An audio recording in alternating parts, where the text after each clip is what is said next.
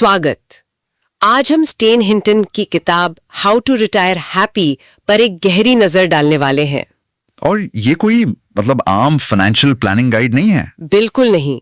लेखक, जो Washington post के एक रिटायर्ड फाइनेंशियल कॉलमिस्ट हैं, वो इसे रिटायरमेंट की रणभूमि से एक रिपोर्टर की सीधी रिपोर्ट कहते हैं। हाँ, उन्होंने अपनी गलतियों और सीखों को बहुत ईमानदारी से साझा किया है। और आज हमारी चर्चा का मिशन यही समझना है कि रिटायरमेंट सिर्फ पैसे बचाने से कहीं ज्यादा है। ये एक मनोवैज्ञानिक, भावनात्मक और व्यवहारिक सफर है, जिसके लिए तैयारी बहुत जरूरी है।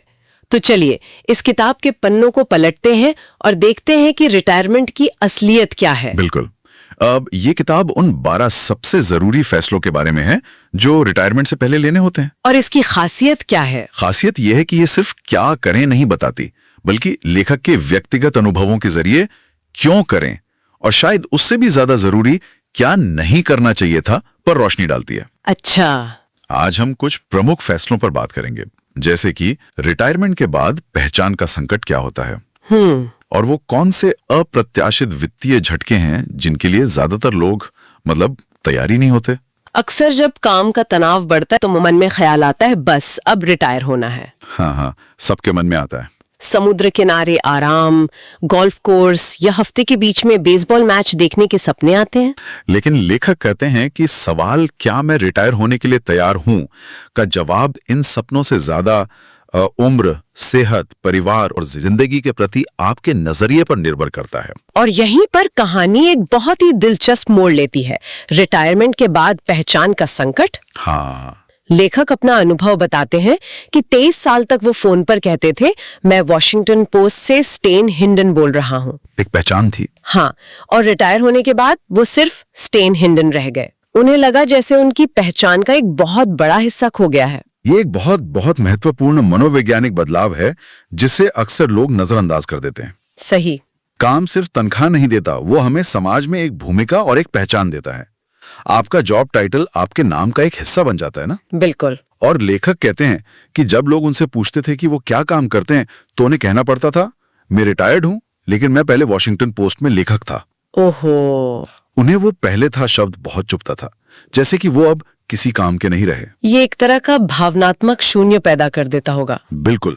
पर क्या ये सिर्फ पहचान की बात है या इससे भी गहरा कुछ है? हाँ, मेरा भी यही सवाल था। ये इससे कहीं गहरा है। देखिए, काम करने की जगह सिर्फ ऑफिस नहीं होती, वो दोस्तों और सहकर्मियों का एक सामाजिक नेटवर्क होता है। सही कहा। लेखक को एहसास हुआ कि रिटायरमेंट के बाद उन्हें अपने काम की उतनी याद नहीं आती थी जितनी अपने दफ्तर के माहौल की आती थी। अच्छा। हाँ, दोस्तों से रोज की बातचीत, दोपहर के खाने पर गपशप और वो जो एक तय रूटीन होता है ना रोज का। हाँ, एक ढांचा होता है दिन का। बिल्कुल। रिटायर होते ही वो पूरा सामाजिक ढांचा अचानक गायब हो जाता है। तो इसका मतलब ये हुआ कि रिटायरमेंट की तैयारी सिर्फ पैसों की नहीं, बल्कि एक नए सामाजिक जीवन और एक नई पहचान बनाने की भी होनी चाहिए। यही सबसे बड़ी सलाह है उनकी। वो कहते हैं कि रिटायरमेंट प्लान का मुख्य उद्देश्य खुद को सिर्फ व्यस्त रखना नहीं, बल्कि उद्देश्यपूर्ण रखना होना चाहिए। उद्देश्यपूर्ण मतलब मानसिक और शारीरिक रूप से सक्रिय रहना और लोगों से जुड़े रहना। उनका कहना है कि कुछ न करना ज्यादातर लोगों के लिए एक सही विकल्प नहीं है। और जो लोग एक सक्रिय करियर से रिटायर होकर सिर्फ घर बैठ जाते हैं, वो अक्सर डिप्रेशन और सेहत से जुड़ी समस्याओं का शिकार हो जाते हैं। इसलिए एक प्लान होना बहुत जरूरी है, चाहे वो कोई नया शौक हो, पार्ट टाइम काम हो या किसी सामाजिक संस्था से जुड़ना हो। तो पहचान और सामाजिक दायरे के इस मनोवैज्ञानिक झटके से उभरना एक बात है, लेकिन एक और झटका है जो शायद इससे भी बड़ा है। पैसा। हाँ, जब हर महीने आने वाली तनख्वाह अचानक बंद हो जाती है। लेखक इसे कैसे बयां करते हैं? वो कहते हैं कि दिमागी तौर पर तो वो इसके लिए पूरी तरह तैयार थे। प्लानिंग तो की ही होगी, सालों तक की थी, लेकिन भावनात्मक रूप से उस जीवन भर के सुरक्षा कवच के खोने का झटका वो बहुत बड़ा था। हर महीने एक निश्चित तारीख पर बैंक अकाउंट में पैसे आने की जो एक मानसिक शांति होती है ना, हाँ? वो अचानक चली जाती है। अब आपको अपनी जमा पूंजी से पैसे निकालकर खर्च करने होते हैं, जो मनोवैज्ञानिक रूप से बहुत मुश्किल लगता है। जैसे आप कुछ बना नहीं रहे, सिर्फ खत्म कर रहे हैं। बिल्कुल वही। और यहीं पर एक ऐसा सच सामने आता है जो ज्यादातर फाइनेंशियल प्लानिंग की सलाह के बिल्कुल उल्टा है। हाँ। हमें हमेशा बताया जाता है कि रिटायरमेंट में खर्चे कम हो जाते हैं, आपको अपनी कामकाजी आय का सिर्फ 80% चाहिए होगा। लेकिन लेखक के अनुभव में ये नियम पूरी तरह फेल हो गया। हाँ, और ये इस किताब का एक बहुत बड़ा आहा मोमेंट है। कैसे? लेखक बताते हैं कि रिटायरमेंट के बाद उनके पास ज्यादा खाली समय था। नतीजा, घूमना फिरना बढ़ गया होगा। रेस्टोरेंट में खाना, घूमना फिरना सब बढ़ गया। जो काम वो पहले खुद करते थे अब उनके लिए किसी और को रखने लगे। यानी खाली समय अपने साथ नए खर्चे लेकर आता है। ये एक ऐसा ब्लाइंड स्पॉट है जिसे ज्यादातर लोग नजरअंदाज कर देते हैं, और सिर्फ जीवन शैली के खर्चे ही नहीं, स्वास्थ्य के खर्चों ने भी उन्हें चौंका दिया। बिल्कुल। जब एक काम कर रहे थे तो कंपनी की हेल्थ इंश्योरेंस थी। रिटायर होने के बाद मेडिकेयर, जो अमेरिका की सरकारी स्वास्थ्य बीमा योजना है, उसके बावजूद उनके आउट ऑफ पॉकेट खर्चे 50% तक बढ़ गए। 50%?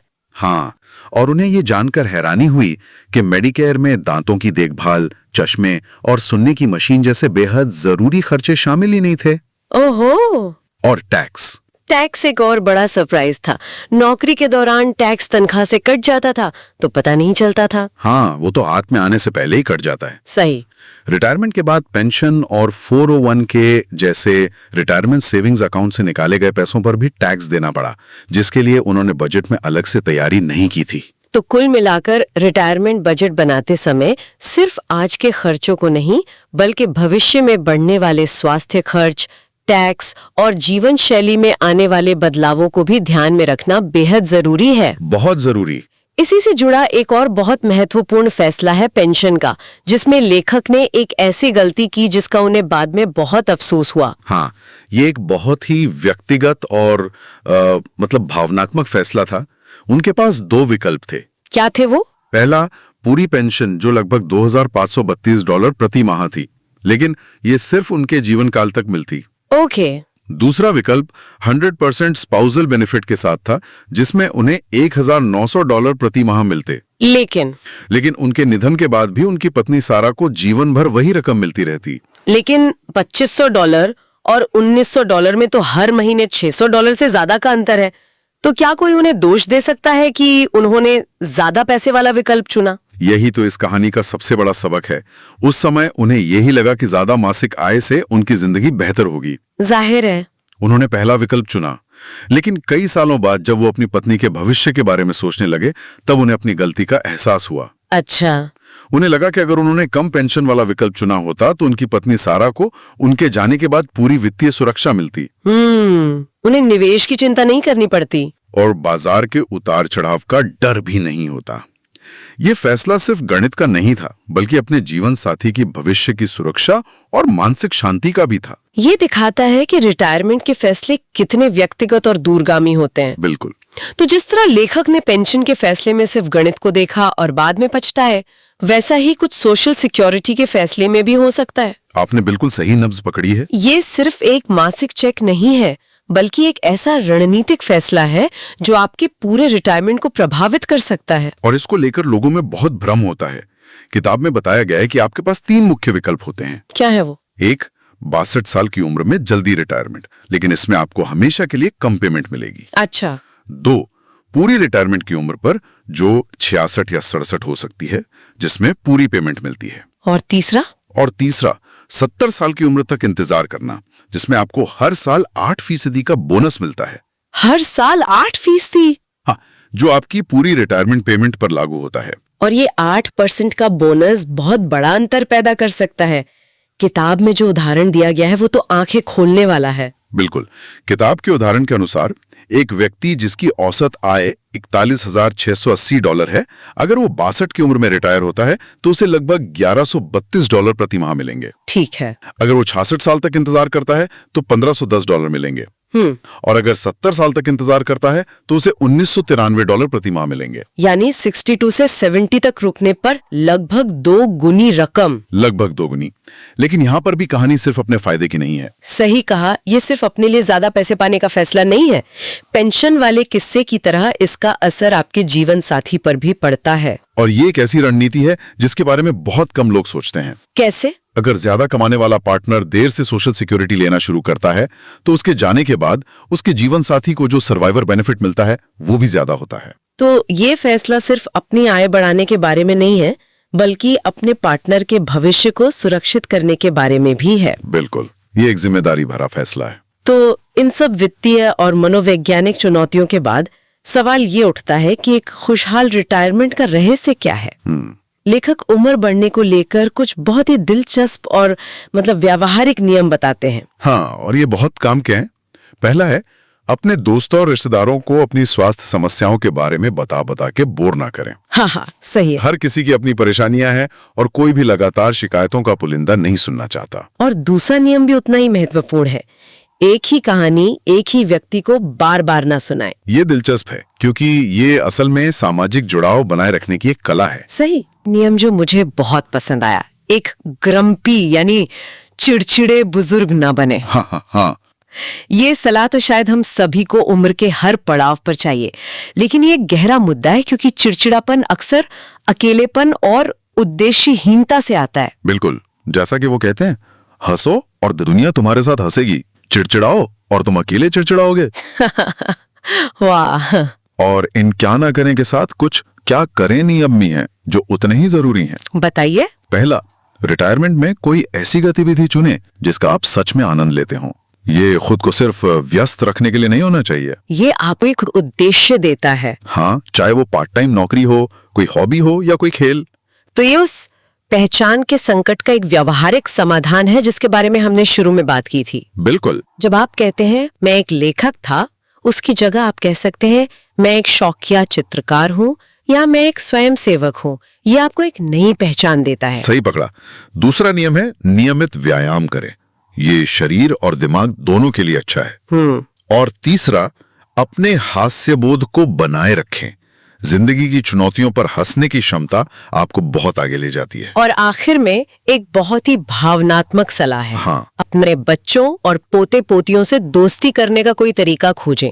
वो कहते हैं कि आपको उनकी जरूरत है और उन्हें भी आपकी जरूरत है, भले ही उन्हें इसका एहसास ना हो। ये पीढ़ियों के बीच के रिश्ते को मजबूत करने की बात है। सही। ये सब दिखाता है कि सफल उम्र बढ़ना एक सक्रिय प्रक्रिया है। ये सिर्फ बीमारियों से बचना नहीं है, बल्कि जीवन से पूरी तरह जुड़े रहना है। तो स्टेन हिंडन की किताब हाउ टू रिटायर हैप्पी से हमने जो ये गहरी पड़ताल की, उसका सार यही है कि रिटायरमेंट सिर्फ एक वित्तीय घटना नहीं, बल्कि जीवन का एक नया अध्याय है। यह एक अंत नहीं, बल्कि एक नई शुरुआत है। और इसकी तैयारी के लिए सिर्फ पैसों का हिसाब किताब ही नहीं, बल्कि पहचान, रिश्ते, स्वास्थ्य और समय के इस्तेमाल पर भी गहराई से सोचना पड़ता है। बिल्कुल। लेखक की अपनी गलतियों से सीखने की ये यात्रा हमें याद दिलाती है कि योजना बनाना जरूरी है, लेकिन साथ ही अप्रत्याशित चीजों के लिए भी तैयार रहना चाहिए। चाहे वो अचानक बढ़ने वाले खर्चे हों या काम छोड़ने के बाद महसूस होने वाला खालीपन, यह एक ऐसा सफर है जिसमें लचीलापन और सकारात्मक दृष्टिकोण सबसे बड़े सहयोगी होते हैं। तो आज की चर्चा के बाद सोचने के लिए एक विचार ये है कि अगर पैसों को एक तरफ रख दें, तो रिटायरमेंट का वो कौन सा एक गैर वित्तीय पहलू है जिसके लिए सबसे ज्यादा तैयारी की जरूरत है, और उस दिशा में आज कौन सा एक छोटा कदम उठाया जा सकता है।